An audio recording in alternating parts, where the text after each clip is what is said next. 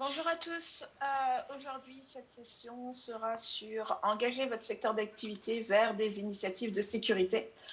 Tout d'abord, je voulais rapidement vous présenter la société OneTrust. On a un stand, donc n'hésitez pas à aller les voir. OneTrust, on est vraiment focalisé sur faire de la confiance un atout concurrentiel.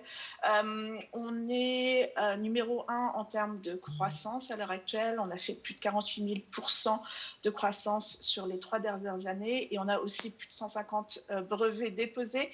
On a aussi levé plus de 920 millions de dollars, comme vous pouvez le voir sur cet écran. On a plus de 9000 clients, des petites et des grandes organisations, et aussi on rajoute en général plus de 300 nouveaux clients tous les mois. Et enfin, on a plus de 1500 employés, dont 40% de nos employés travaillent en recherche et développement, ce qui n'est pas négligeable. Pour aujourd'hui, je vais déjà me présenter rapidement. Je suis Sandrine Lagrange, je suis ingénieure solution senior chez OneTrust. Je ne peux malheureusement pas être parmi vous aujourd'hui car je suis coincée au Royaume-Uni. En fait, on m'a punie. Mais mes collègues sont, eux, à Monaco. Donc, vous pouvez aller leur parler et leur poser plein de questions sur OneTrust.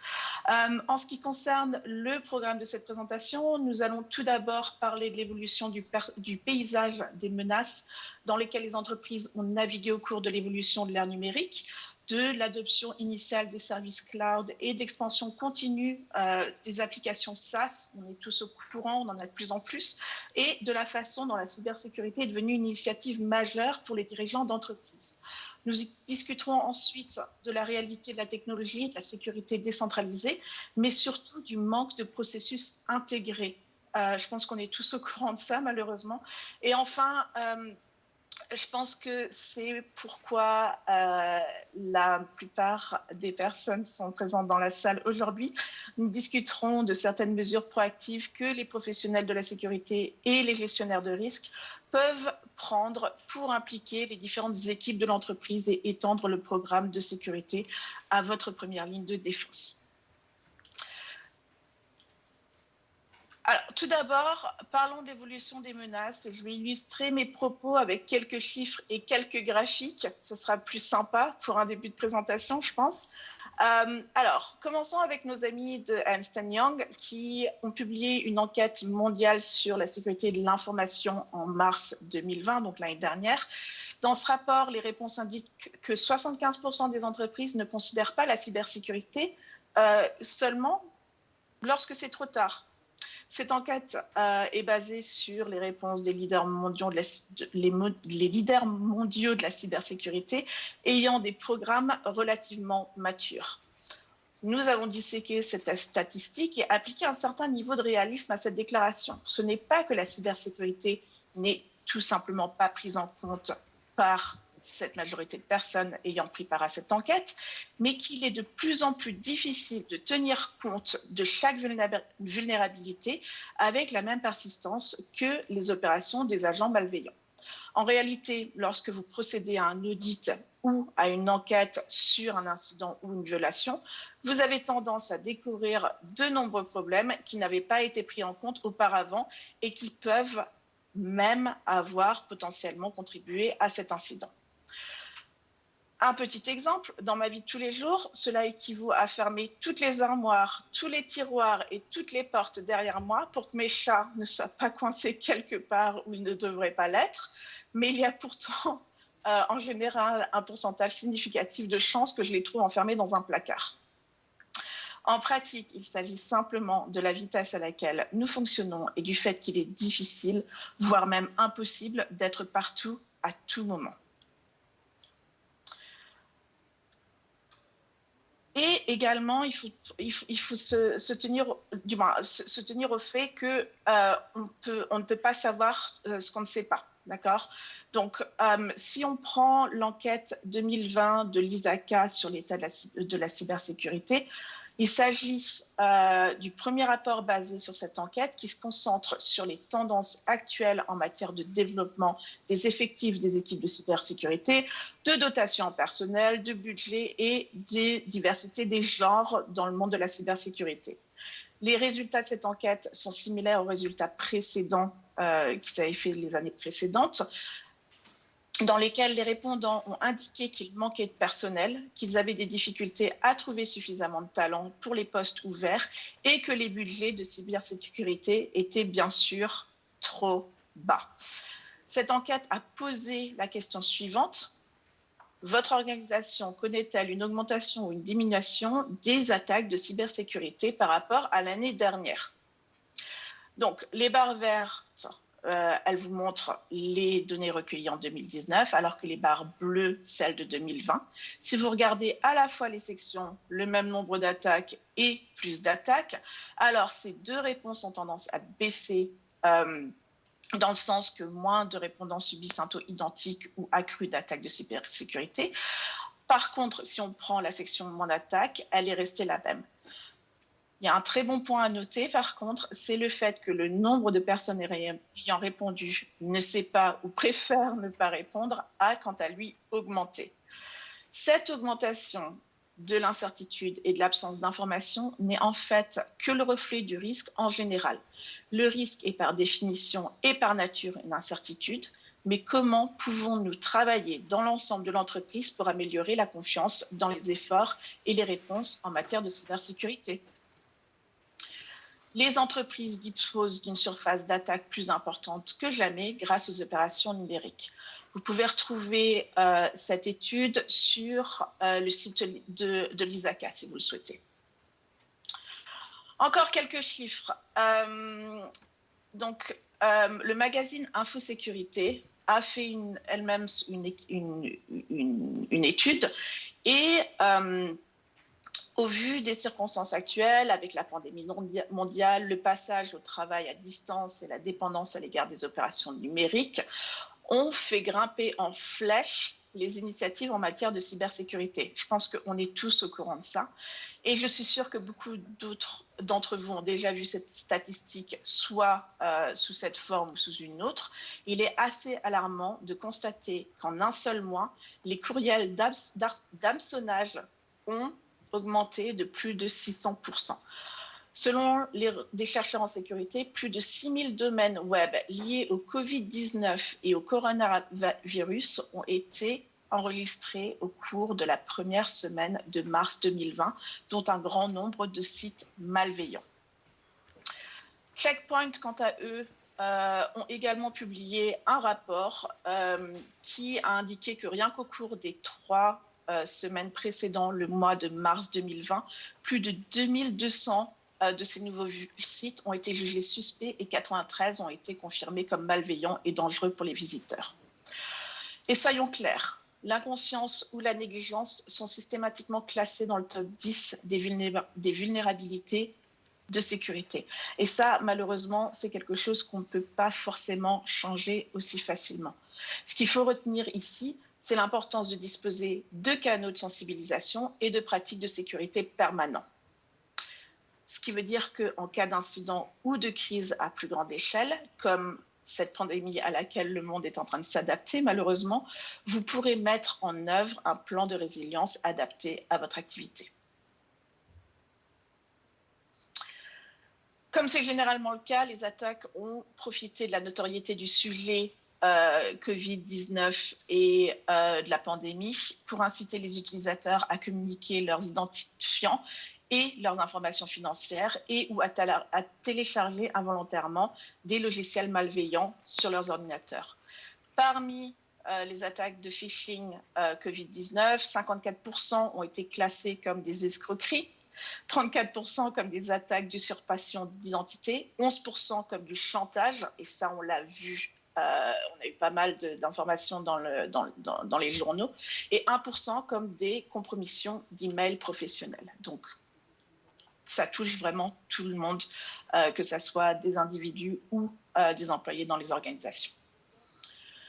La réalité des circonstances actuelles est que si de nombreuses organisations ont dû interrompre certaines opérations, comme les événements présentiels par exemple, et adapter leurs opérations pour réagir à la pandémie mondiale, les agents malveillants quant à eux, n'ont pas connu le même temps d'arrêt. Eux, au contraire, ils ont vraiment augmenté leurs actes malveillants.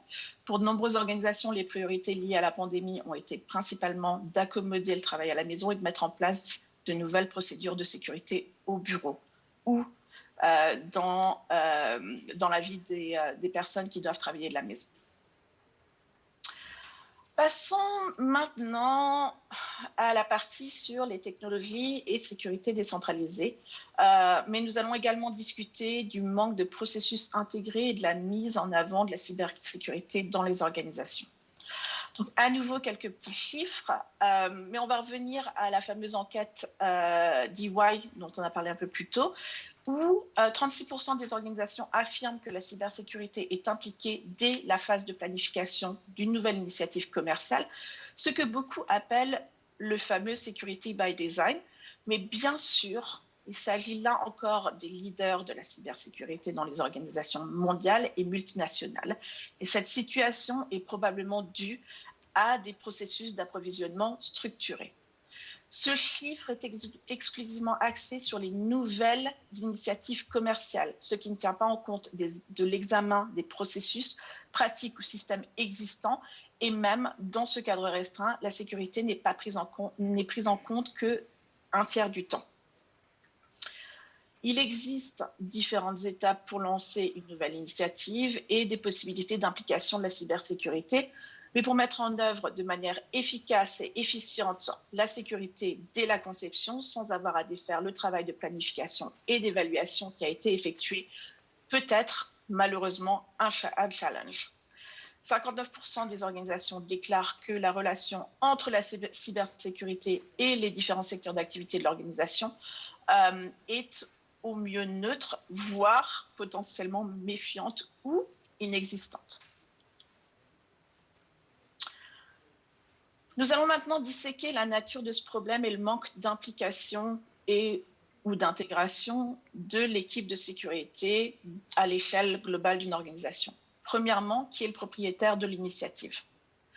Ensuite, quelles sont les implications pour les projets qui restent sous le radar de la sécurité? Et enfin, quelles sont les préoccupations cachées qui peuvent ou non être prises en compte par les parties prenantes à l'intérieur ou à l'extérieur de la sécurité? Avant l'essor des applications numériques et de la technologie SaaS, l'intégration traditionnelle des systèmes était fortement tributaire des professionnels de l'informatique. On s'en souvient tous, l'informatique était un centre névralgique de la technologie et des applications de l'entreprise. Cela était vrai pour l'évaluation des systèmes, où on se demandait si la fonctionnalité répondait vraiment aux besoins. Mais également, on avait vraiment besoin de ces équipes informatiques pour l'installation, l'accès au réseau. Les équipes IT étaient également en charge du dépannage des problèmes, des erreurs et des anomalies.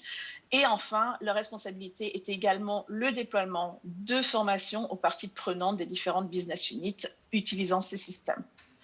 Vous avez à présent une infrastructure prête à l'emploi en mode SaaS. Et ça, je suis sûre que la majorité des personnes dans la salle aujourd'hui sont dans ce cas-là.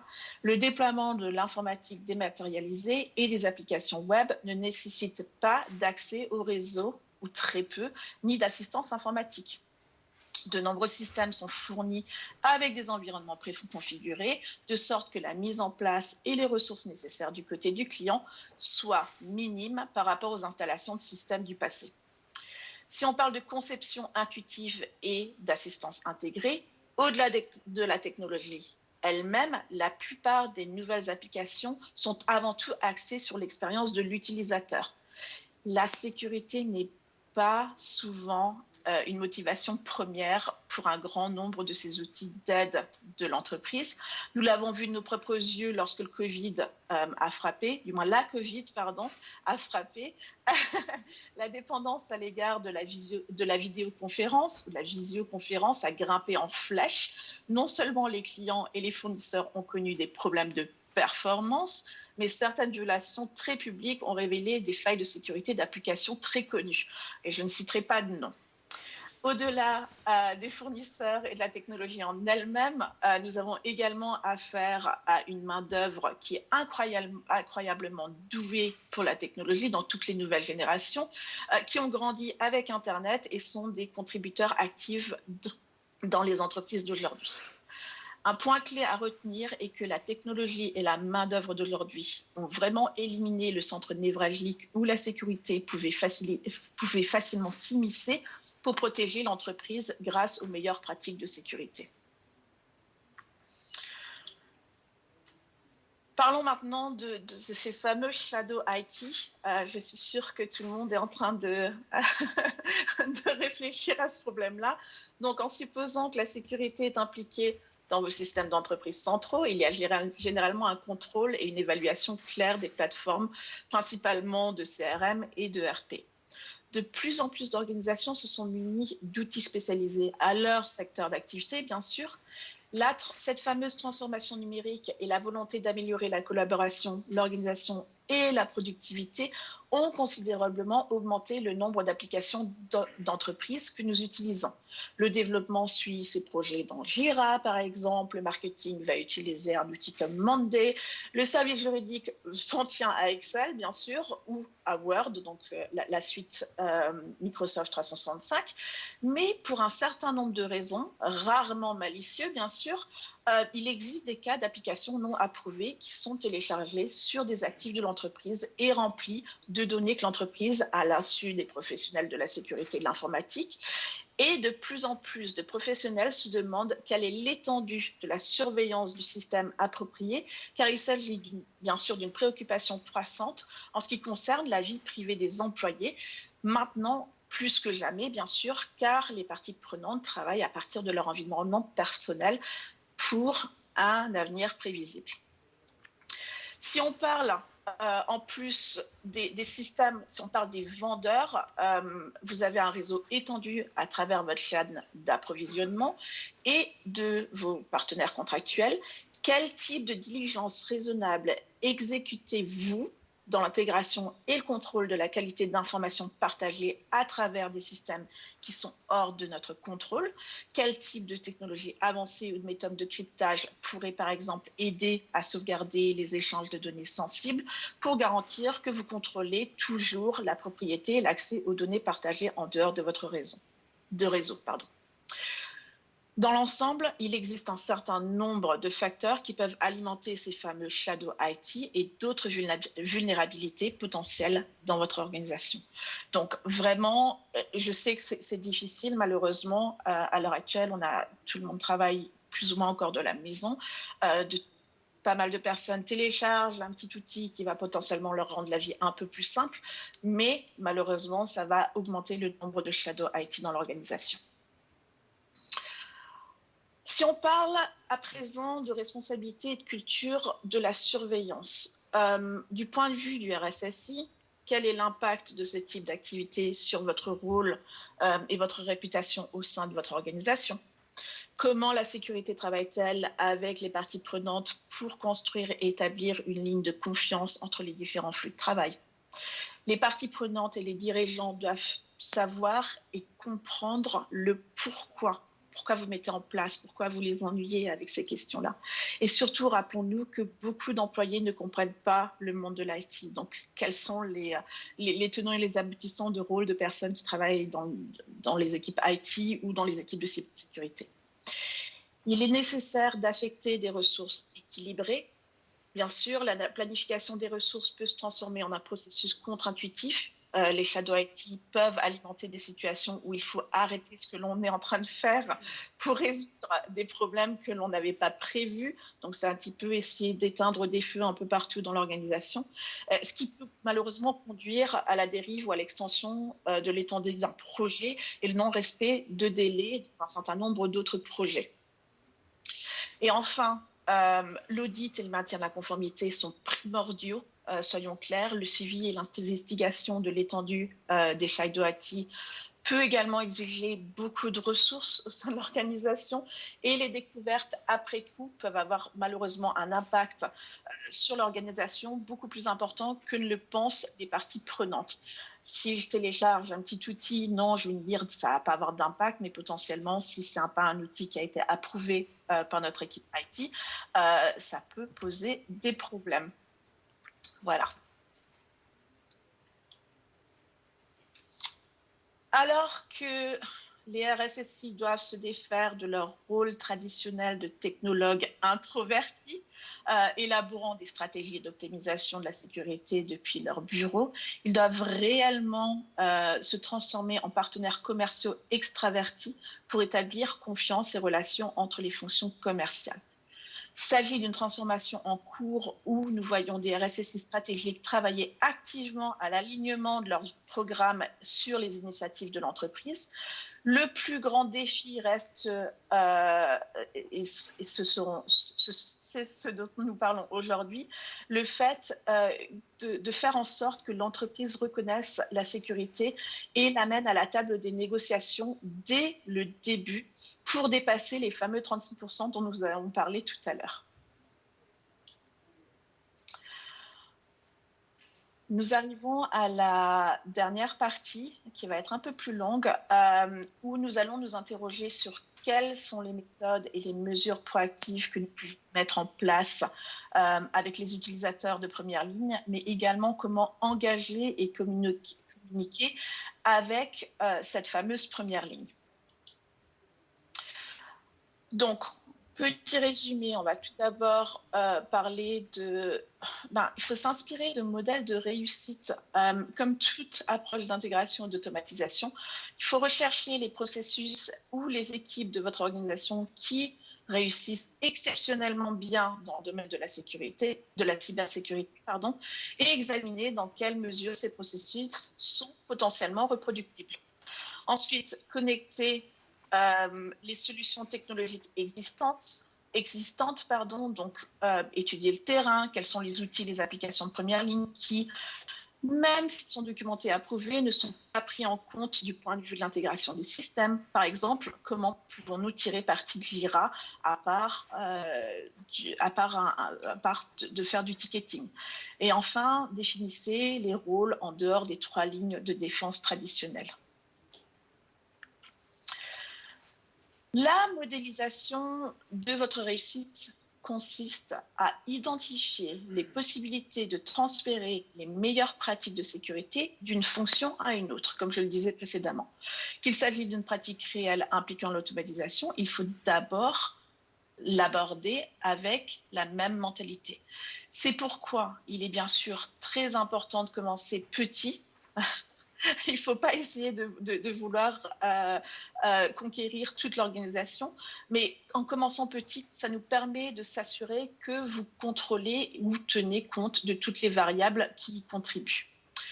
Donc, commencez premièrement par définir une base de référence. En définissant et en discutant de certains des domaines applicables à la mise en œuvre de la fameuse sécurité by design, il est important de se demander où nous appliquons déjà cette pratique, quel est le modèle existant de ce qui fonctionne bien et comment est-il actuellement exécuté dans votre organisation. L'essentiel ici est de se concentrer sur les processus et les actions qui sont hautement reproductibles, et sélectionner par exemple des processus qui peuvent être étendus à des processus à haut volume ou qui peuvent être mis en œuvre dans plusieurs fonctions. L'objectif est de définir une base commune à laquelle vous pouvez mesurer d'autres pratiques de sécurité by design pour comprendre si cela fonctionne correctement. Une partie de votre modèle consiste à définir des critères d'hygiène des données si l'automatisation est impliquée et de précision. Ensuite, la deuxième étape, ça serait de déterminer ce fameux champ d'application. Quelle est la portée appropriée pour commencer la phase 1 de la mise en œuvre du modèle? Quelles autres fonctions représentent le plus de synergie? Quelles sont les limites opérationnelles? Donc, que ce soit des processus ou potentiellement des départements, des actifs ou quelles seraient les entités concernées? Est-il judicieux d'examiner ce que vous faites au sein de la sécurité de l'information et de l'étendre à une discipline connexe comme le risque informatique, la confidentialité ou même la gestion des fournisseurs? En appliquant potentiellement un modèle de protection de la vie privée ou de sécurité par la conception qui intègre des éléments d'automatisation, cela peut vous aider à faire évoluer des initiatives de sécurité et de gestion au risque au sein de votre organisation. Il s'agit en fait de savoir de quelles ressources internes vous disposez, si vous avez l'adhésion des parties prenantes et quelles sont les priorités de votre organisation, bien sûr. De nombreux projets, notamment en matière d'automatisation, peuvent facilement dérailler si on néglige le processus opérationnel, le cas d'utilisation et l'objectif final de l'entreprise. C'est un petit peu comme si on prenait, vous savez, les cubes et qu'on essaie de faire entrer du carré dans un rond. De temps en temps, il y a des choses qui ne peuvent pas correspondre par rapport à la conception et à cette fameuse portée initiale. Ensuite, soyons clairs, et je pense que ça va être clair pour tout le monde, il faut avoir des attentes réalistes. Car même dans le cadre d'un cas d'utilisation ciblée, en essayant d'éduquer et d'intégrer la sécurité, il est important de fixer des attentes, ces fameuses attentes réalistes, en fixant des objectifs de type SMART, en commençant par des petites étapes. Il s'agit par exemple de la gestion des risques liés aux fournisseurs. Nous pouvons nous concentrer sur la façon dont nous intégrons les fournisseurs à l'heure actuelle par des automatisations ou par des questionnaires, des choses comme ça, car cela va vraiment de pair avec cette idée de risque et de sécurité. Lorsque nous nous lançons dans un nouveau projet, nous voulons communiquer très clairement sur les progrès accomplis et expliquer notamment ces projets. Comment est-ce qu'ils vont contribuer à rendre les opérations plus sûres dans le cas de la cybersécurité, à instaurer une culture de risque proactive ou même à atteindre des objectifs liés à la résilience opérationnelle. Être stratégique dès la phase de planification des initiatives commerciales afin de minimiser l'outillage au sein de nos systèmes d'infrastructure de base en se référant à des principes lorsque vous construisez vos applications commerciales et votre stack technologique au-dessus des solutions. Essentiellement, utiliser le principe de pace layering afin que la technologie puisse évoluer dans votre organisation et que vous puissiez vous concentrer sur le risque numérique dans toute l'organisation, y compris dans le domaine de la cybersécurité. Revenons à notre première slide. Nous venons de parler des modèles de réussite qui nous permettent de définir notre base, les champs d'application et les attentes. Passons à présent à la connexion des solutions technologiques existantes. On reprend quelques petits chiffres. L'OCEG a sondé son public. Les organisations sont fortement axées sur la GRC. C'est fantastique. Cela va bien sûr au-delà des fonctions traditionnelles de la GRC. Environ 29% des organisations qui ont été sondées sont bien intégrées. Ces organisations sont très bien informées et positionnées pour communiquer au travers des 3 lignes de défense.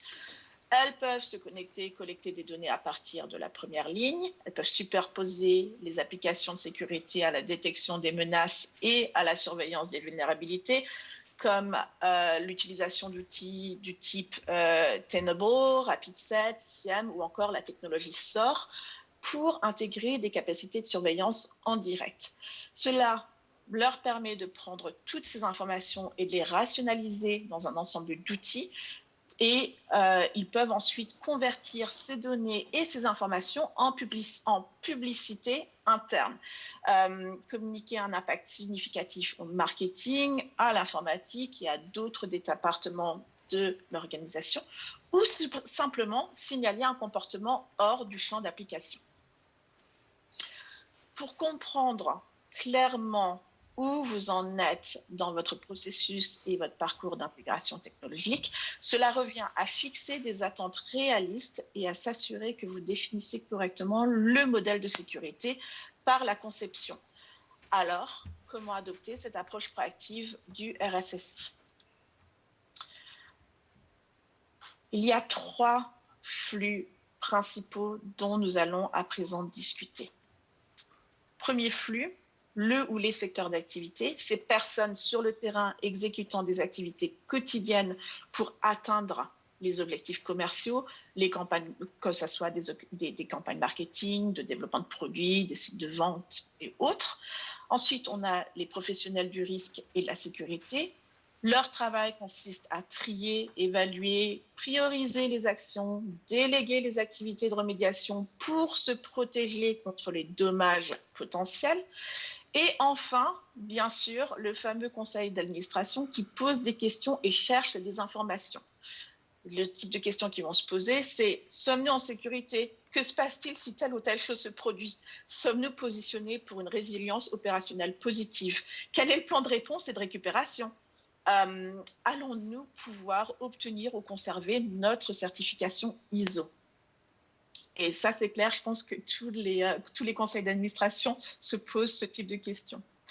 En ce qui concerne les professionnels du risque et de la sécurité, ils ont de plus en plus une place primordiale à la table des risques de l'entreprise pour discuter de la manière dont ils peuvent innover par le biais d'initiatives telles que la confiance zéro ou le security by design afin d'équilibrer leur position de risque pour saisir de plus grandes opportunités. L'avantage du conseil d'administration, même s'il fait un peu peur à tout le monde, est qu'il parle et comprend le même langage ou le même contexte du point de vue de l'impact. Les impacts monétaires, comme la méthode FAIR, tiennent compte des mesures qualitatives et quantitatives pour communiquer la valeur. L'équité peut être un exercice extensif, donc en dehors de cela, nous cherchons à expliquer au-delà de l'impact et de la probabilité ou de la simple capacité à fonctionner, si notre cycle de vente est bloqué, comment cela affecte-t-il le moral et la culture de l'équipe de vente. Nous avons également besoin de la capacité d'incorporer les fameux PRM, quels sont les actifs, les flux de travail et les processus critiques, et qu'est-ce que cela signifie pour le secteur d'activité. On a parlé d'applications de première ligne un peu avant, mais comment est-ce qu'on peut collecter ce type de contexte, si je peux me permettre? Donc, première chose, c'est étendre les touchpoints relatifs au risque aux applications du secteur d'activité. Donc, première petite étape, ça serait de rencontrer la première ligne là où elle opère déjà.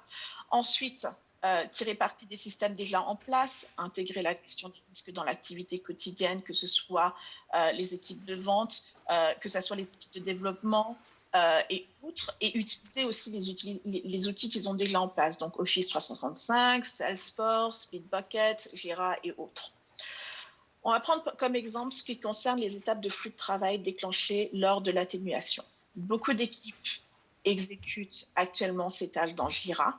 Alors, où pouvons-nous appliquer l'automatisation pour dire que ce ticket a été fermé dans Jira comme étant terminé, communiquer maintenant avec mon application de gestion des risques pour faire progresser mon statut de flux de travail et déclencher une action ultérieure, si nécessaire bien sûr, comme notifier le propriétaire du risque via les équipes ou via email.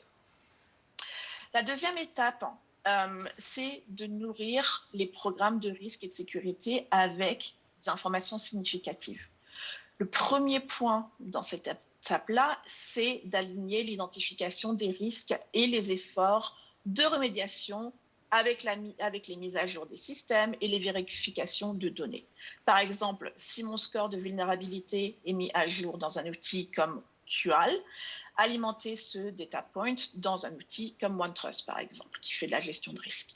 Il peut également s'agir de quelque chose de plus holistique pour votre entreprise, comme l'identification des problèmes de conformité aux politiques en suspens. Nous avons par exemple identifié que ce sous-groupe d'employés de l'entreprise n'a pas encore attesté de notre nouvelle politique relative aux applications approuvées.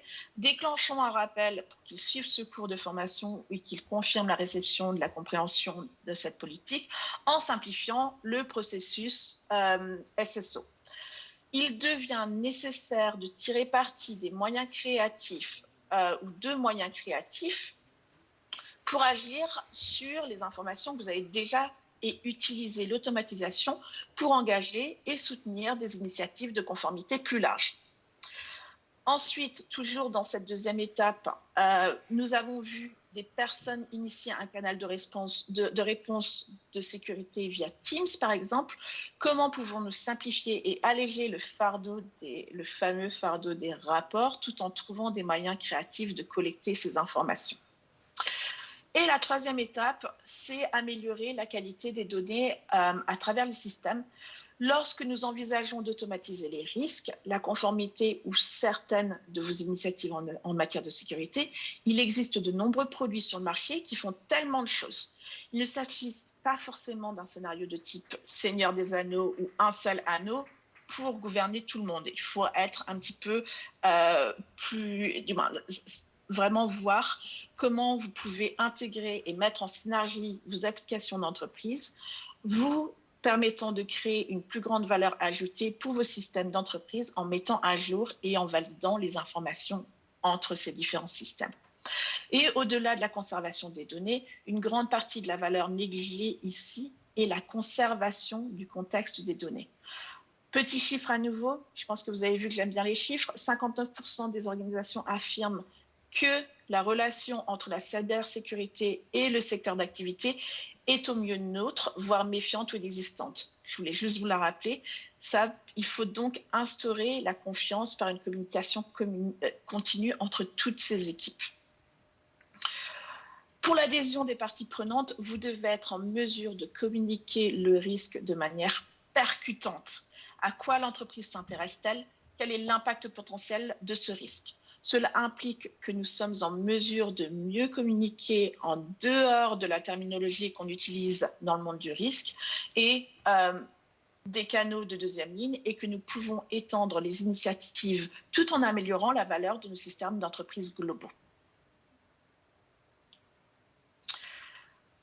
On a parlé des deux premiers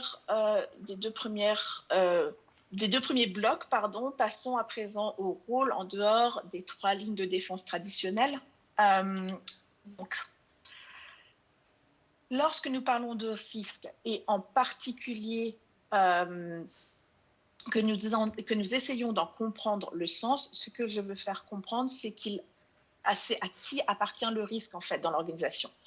Très souvent, les risques anciens ou des risques bien particuliers sont dus à un manque de compétences dans l'un des trois rôles suivants. Donc, que ce soit au niveau du pouvoir de décision, au niveau de la compréhension du risque ou au niveau des positions d'exécution. Excusez-moi. La gestion du risque d'un point de vue de l'exécution est un acte très tactique et pour ce qui est de savoir à qui appartient le risque au cours de son cycle de vie, il s'agit d'une perspective beaucoup plus stratégique. Donc, on a bien cette idée de tactique et de stratégie. Il existe des principes et des méthodologies de base qui promeuvent et appliquent strictement la responsabilité et l'attribution du risque à une seule partie prenante. Le facteur déterminant est de compter que cet individu sera le champion du risque et ne le laissera pas tomber à l'eau. Mais dans la pratique, c'est malheureusement ce qui se passe et ceci est dû à un changement constant des priorités. Et si vous n'êtes pas dans une position de, premièrement, responsabiliser les ressources ou l'autorité au sein de votre organisation, ou deuxième point, de comprendre, ou en trois, en position d'exécuter, les choses malheureusement vont passer en travers des mailles du filet. Et c'est là que l'accent mis sur la collaboration est un aspect vraiment positif et peut-être un facteur de risque nécessaire, malheureusement, pour atténuer et traiter des vulnérabilités ou pour saisir de nouvelles opportunités commerciales également. Du point de vue de la sécurité, nous avons besoin de formation appropriée pour savoir ce que signifie, pour savoir ce que cela signifie pour notre rôle dans notre organisation. Si on parle d'aller au-delà de la gravité et de la vraisemblance, pour malheureusement obtenir l'adhésion des parties prenantes, vous devez être en mesure de communiquer sur les risques de manière significative, comme je le disais précédemment. Première étape, c'est l'alignement sur les objectifs, comprendre ce qui importe à l'entreprise, de l'énoncé de votre mission fondamentale à chaque département ou fonction d'entreprise. Bien que l'un puisse jouer un rôle par rapport à l'autre, il pourrait avoir des distinctions clés dans la façon dont vous appliquez ou communiquez la valeur des processus de sécurité, en particulier, bien sûr, si cela implique une déviation importante. Et aussi, quel est l'impact potentiel de ce risque? Deuxième étape, c'est quantifier l'impact en termes commerciaux. Donc, tirer parti des mesures qualitatives et quantitatives, on en a parlé tout à l'heure. Il peut s'agir, par exemple, d'utiliser des méthodes d'évaluation telles que les méthodes d'évaluation FAIR. Quel est l'avantage pour l'entreprise de maintenir des initiatives de cyber-risque, Tous les risques, tout le monde utilise SharePoint plutôt qu'une plateforme de partage des fichiers personnels comme Dropbox, tout simplement parce qu'il est plus sécurisé et que ça améliore la collaboration au sein de l'organisation. Travailler avec le marketing pour créer une campagne interne, je parlais tout à l'heure de faire de la publicité interne, utilisez vraiment vos ressources spécialisées en dehors de l'équipe de sécurité. Tout ne peut pas se reporter sur vos épaules, malheureusement. Et surtout, ne laissez pas les parties prenantes créer leurs propres risques. Travaillez ensemble ou dites-leur de responsabiliser les équipes et d'intégrer ce fameux retour d'information. La sensibilisation à la sécurité, je suis sûre que tout le monde l'a au cœur de ses préoccupations à l'heure actuelle. Quelle est la meilleure façon de sensibiliser les responsables, qu'ils soient budgétaires ou les différents départements, aux risques potentiels de sécurité? Donc, bien sûr, une communication appropriée, comme on disait tout à l'heure, mais ça peut aussi être via éducation, via des formations, donc qui peuvent être soutenues par le marketing ou les équipes RH qui doivent savoir comment communiquer avec l'entreprise, bien sûr, et également les fameuses politiques internes. Chaque organisation dispose d'un certain nombre de spécialistes de la communication. Les RH et le marketing unissent ces disciplines et les experts en IT et en risque pour mener une campagne interne afin de protéger vos données et relever les défis culturels du risque numérique et des fameux shadow IT dont on a parlé précédemment. Quand on parle d'incitation, il s'agit de faire monter les enchères pour les personnes impliquées, en passant par potentiellement du renforcement positif, de la gamification, faire de l'activité souhaitée une compétition. Il s'agit potentiellement aussi d'un point litigieux. Dans le monde de la conformité, il existe des pénalités pour le non-respect de la loi ou de la réglementation et parfois la seule option est d'appliquer ces pénalités au sein de l'entreprise, malheureusement. Mais cela peut également avoir un effet contraire et pousser le shadow IT plus loin dans la clandestinité et potentiellement transformer ce qui était un simple problème en un véritable champ de bataille. Tenir les cadres supérieurs personnellement responsables de la politique et des meilleures pratiques éthiques est déjà en place dans un certain nombre d'industries, comme par exemple dans le domaine de l'industrie financière qui est plus mature et fortement réglementée également. En ce qui concerne les démonstrations, pour en venir à une bonne communication, il faut s'assurer de s'engager réellement auprès des parties prenantes. Nous suggérons également de montrer ou démontrer au secteur d'activité l'impact des appareils non sécurisés, des logiciels non corrigés ou de l'absence de contrôle d'accès. On parle beaucoup de contrôle d'accès en ce moment.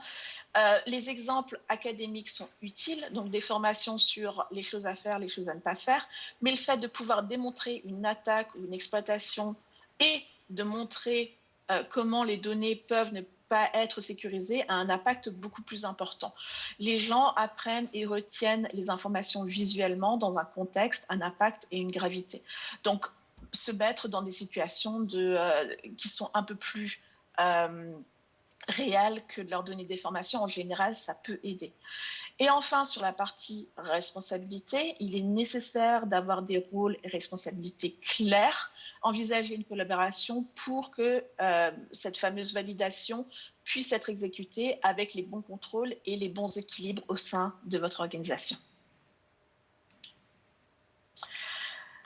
Et voilà, la boucle est bouclée. Nous avons vu ensemble quelles sont les pistes que nous vous proposons pour un engagement proactif du ou des secteurs d'activité de votre organisation afin de vous aider à intégrer toutes les équipes internes aux enjeux de risque et de cybersécurité. Je vous remercie tous d'avoir pris part à cette présentation. Malheureusement, comme je l'ai dit tout à l'heure, je ne suis pas sur place, mais l'équipe Point Trust présente avec vous aujourd'hui. Ce serait un plaisir de répondre à toutes vos questions, mais également de vous faire des démonstrations de nos outils. Alors, n'hésitez surtout pas à vous rendre sur notre stand. Et par contre, si vous souhaitez avoir plus d'informations, nous avons un site dédié à la partie GRC. Et vous pouvez également demander une démo directement sur notre stand si vous le souhaitez, ou même dans le cas de vouloir faire un test gratuit de notre plateforme, n'hésitez pas à faire une demande sur notre site internet. Et voilà. Merci Sandrine. Mais je t'en prie Makita, et je vous souhaite une excellente journée à tous. Merci. Merci, au revoir.